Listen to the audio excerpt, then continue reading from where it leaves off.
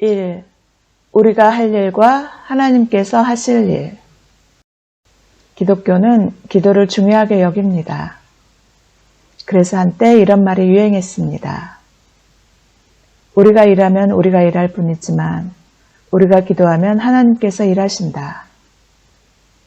그러나 이것은 온전한 설명이 아닙니다. 성경은 이에 대해 다음과 같이 말씀합니다. 나는 심었고 아볼로는 물을 주었을 때 오직 하나님께서 자라나게 하셨나니 그런즉 심는 이나 물 주는 이는 아무것도 아니로되 오직 자라게 하시는 이는 하나님뿐이니라. 우리는 하나님의 동역자들이요 너희는 하나님의 밭이요 하나님의 집이니라.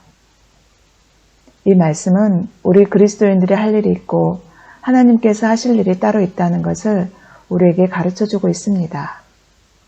사실 이와 같은 교훈의 말씀은 성경 곳곳에 있습니다. 먼저 아브라함을 통해 이에 대해 자세히 알아보겠습니다.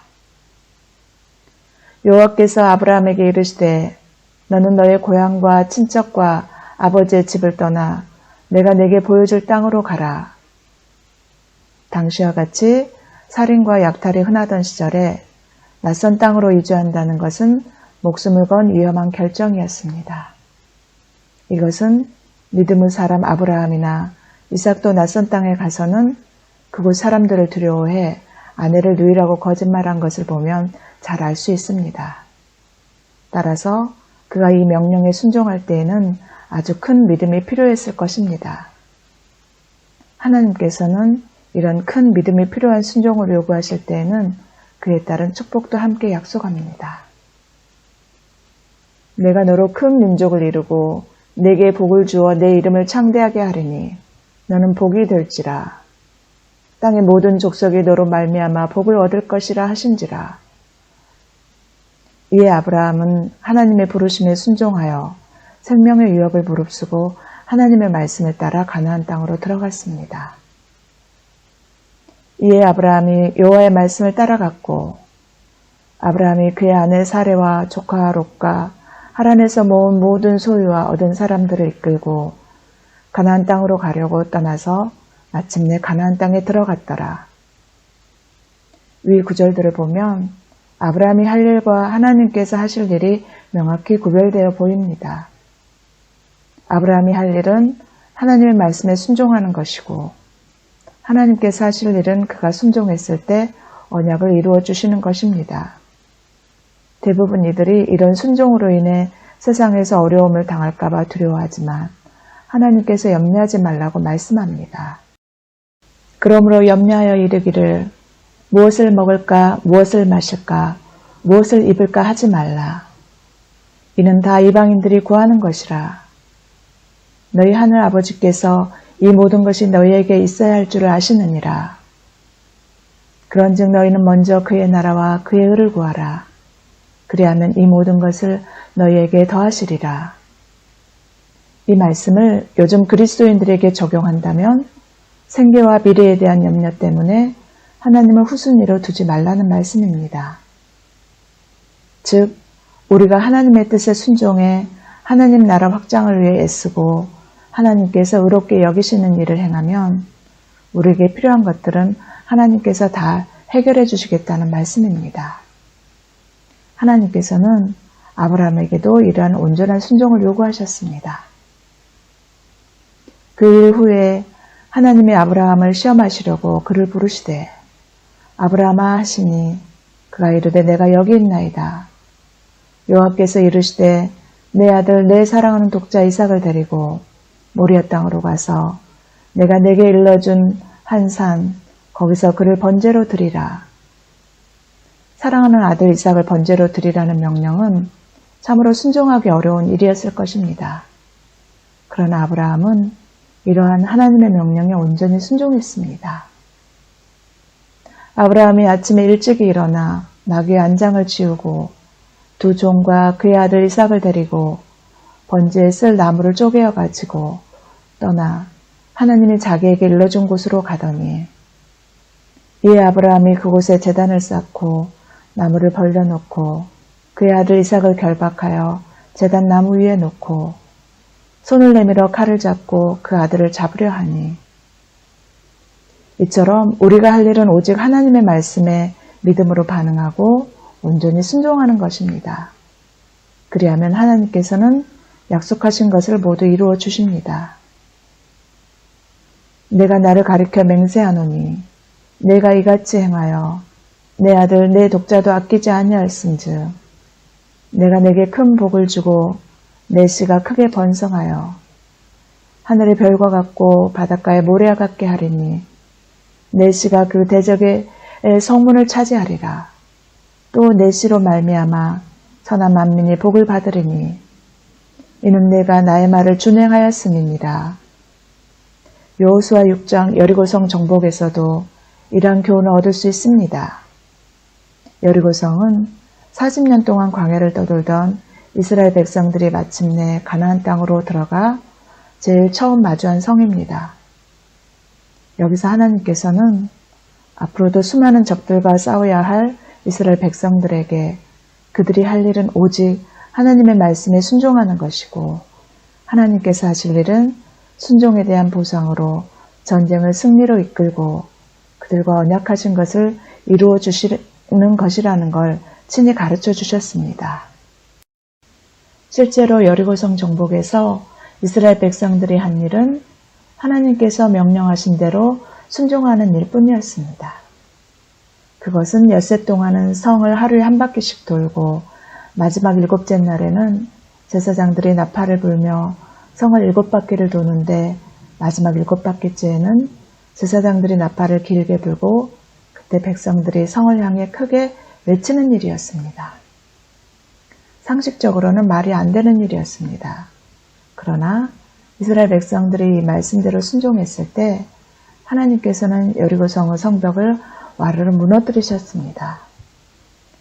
히브리서 기자는 이러한 순종을 한마디로 믿음이라 말하고 있습니다.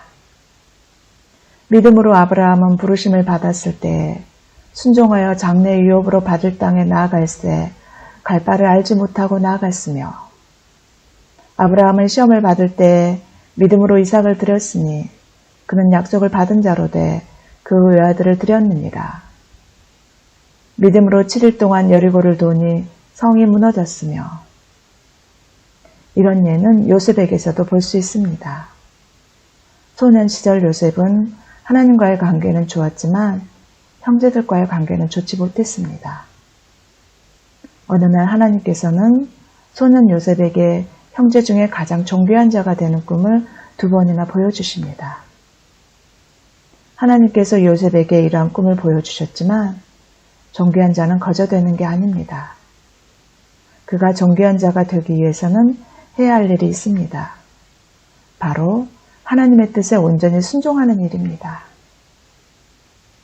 그 후에 그의 주인의 아내가 요셉에게 눈짓하다가 동침하기를 청하니 요셉이 거절하며 자기 주인의 아내에게 이르되 내가 어찌 이 큰 악을 행하여 하나님께 죄를 지으리까?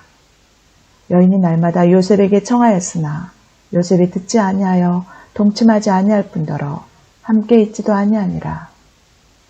그럴 때 요셉이 그의 일을 하러 그 집에 들어갔더니 그 집 사람들은 하나도 거기에 없었더라. 그 여인이 그의 옷을 잡고 이르되 나와 동침하자. 그러나 요셉이 자기 옷을 그 여인의 손에 버려두고 밖으로 나가매. 한낱 노예에 불과한 요셉이 주인 아내의 요구를 거절한다는 것은 큰 해를 각오해야 하는 일이었습니다. 그러나 요셉은 자신의 아내보다 하나님의 뜻에 온전히 순종하는 쪽을 택했습니다. 그 결과 하나님께서는 그에게 꿈을 해몽하는 능력과 애굽을 다스릴 수 있는 지혜를 주셨고 그로 인해 애굽의 총리가 되어 하나님의 일에 크게 쓰임받을 수 있었습니다. 그러나 요셉이 애굽의 총리가 되기까지 그가 한 일은 오직 하나님의 뜻에 순종하는 것뿐이었습니다. 그 외의 일들은 모두 하나님께서 행하신 일이었습니다. 당신들이 나를 이곳에 팔았다고 해서 근심하지 마소서, 한탄하지 마소서. 하나님이 생명을 구원하시려고 나를 당신들보다 먼저 보내셨나이다. 하나님이 큰 구원으로 당신들의 생명을 보존하고 당신들의 후손을 세상에 두시려고 나를 당신들보다 먼저 보내셨나니 그런즉 나를 이리로 보낸 이는 당신들이 아니요 하나님이시라. 하나님이 나를 바로에게 아버지로 삼으시고 그 온 집의 주로 삼으시며 애굽 온 땅의 통치자로 삼으셨나이다. 당신들은 나를 해하려 하였으나 하나님은 그것을 선으로 바꾸사 오늘과 같이 많은 백성의 생명을 구원하게 하시려 하셨나니 당신들은 두려워하지 마소서. 내가 당신들과 당신들의 자녀를 기르리이다 하고 그들을 간곡한 말로 위로하였더라. 다윗도 이와 마찬가지입니다.